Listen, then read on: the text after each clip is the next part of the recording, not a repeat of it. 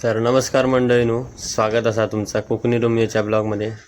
तर मंडळीनो, आम्ही जात होतो नारूरला रांगणगडाच्या पायथ्याशी। तर हे आमचे गावले तर हे जात होते कणकीचे कॉम किंवा अळमी गावतात का बघू। आणि आम्ही जात होतो रांगणगडाच्या पायथ्याशी जरा मजा करूक रविवारची, म्हणजे रविवारचा व्हिडिओ हा। आणि हळूहळू आम्ही नारूर दरवाजाच्या आसपास पोचलो, महालक्ष्मी मंदिराच्या आसपास। आणि कसलो व्ह्यू वाटता ना, जबरदस्त एकदम, असं केरळमध्ये गेल्यासारखं।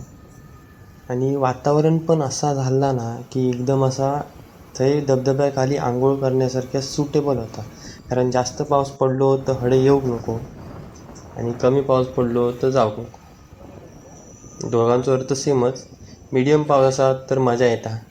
ह्या महालक्ष्मीचा मंदिर, ह्यो प्रवेशद्वार महालक्ष्मी मंदिराचो। आणि ह्या मंदिरा तर आम्ही निघालो। आणि जातानाच ते जे मांगर किंवा काय त्यांचे फार्म हाऊस जे बांधलेले आहेत नारूरवाल्यांचे, त्यांच्यातच एवढी गर्दी होती आणि आमका वाटाक नव्हतं एवढी गर्दी असता एवढी। आणि बघलं होतं नाही म्हटला श्री अशी जत्रा भरल्यासारखी वाटा होती। पण म्हटला धबधब्यावर गर्दी असतली, पण बऱ्यापैकी अर्धी मंडळी ना, ह्याच्यापेक्षा 70% मंडळी गडावरच गेली फिराक, कारण रविवार होतो। आणि धबधब्यावर बघितलं ना तर धबधब्यावर कोण नव्हता। ही धबधब्यावर जाऊची वाट म्हणजे छोटंसं धबधबा, फक्त वाईच व्यवस्थित जाऊचं लागता, कारण गुटली उडावली तर डायरेक्ट व्हाळात जातली। आणि ह्यो व्हाळ आणि ह्यो छोटंसं धबधबो, पण पाणी बाबा बाबा, पाणी जर बघितलास तर फ्रीज पण ह्याच्यासमोर फिकवा, इतक्या थंड थंडगार। आणि कसा मंडळीनो पाऊस पडता, त्यामुळे जरा दगड वगैरे सुळसुळ येतात, कोण इलास ना तर व्यवस्थित यावा। आणि आमका ही सवय आहे म्हणा, आम्ही हे आतमध्ये जातो। तर तुमका सवय नसा तर उगाच नको त्या ठिकाणी नको तर करू नको। आणि आम्ही मज्जा करीतच होतो, ती मज्जा बघा, जरा फोटो काढलो। आणि ह्या एका धबधब्याचं असं वैशिष्ट्य आहे, तो भौरो दिसता थैसर एक ना भौरो हा, आणि मध्ये खोल हा।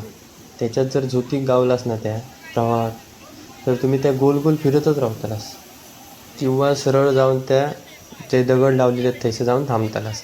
काय प्रॉब्लेम नाही, फक्त व्यवस्थित, कारण थै गोल गोल फिरताना दगडाक वगैरे आपटशात, तर तेवढा सांभाळून पाया, बाकी काय प्रॉब्लेम नाही थैसे।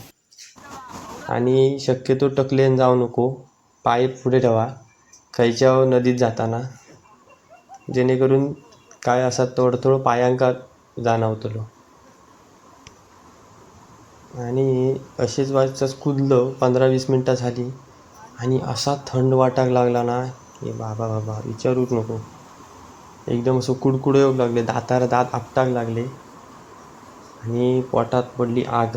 तर जाऊन व्हायच खाली फरसाण वगैरे नेलं होता। जेवणाचं काय प्लॅन करूक नव्हतो, अचानक ठरला, नाहीतर आधी ठरला असतं तर जेवण वगैरे करूक झाला असता, पण अचानक ठरल्यामुळे फरसाण घेतलं, वाटेक लागलं। वाईट चुकला तर चाय नेऊ होती, मस्त वाटता चाय। आणि वाईच त्या गोल गोल भवऱ्यात ना जाम मजा येऊ लागली।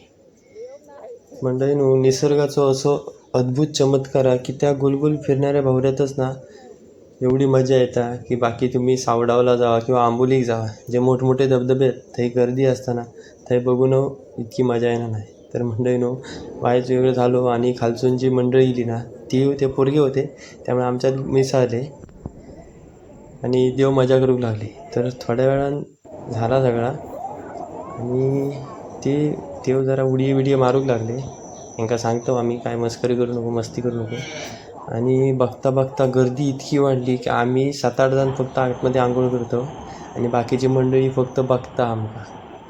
नंतर जरा स्वच्छता मोहीम चालू केल्या, म्हटला लई घाण होती हो। प्रत्येक येणाऱ्या माणसाक माझा एकच निवेदन आहे की इलेला आपण जा आणता आपल्याबरोबर घेऊन जावा शक्यतो। म्हटला माका जमात तितक्या घेऊन जात आहे, माझा बघून हत तितक्यानी एक जरी बॉटल नेली ना तेवढा स्वच्छ होईल। आणि मग त्या कचराकुंडीत टाकलं। तर मंडळीनो, आता आम्ही जातो घराक। तुम्ही व्हिडिओ पूर्ण बघा आणि व्हिडिओ लाईक करा, शेअर करा।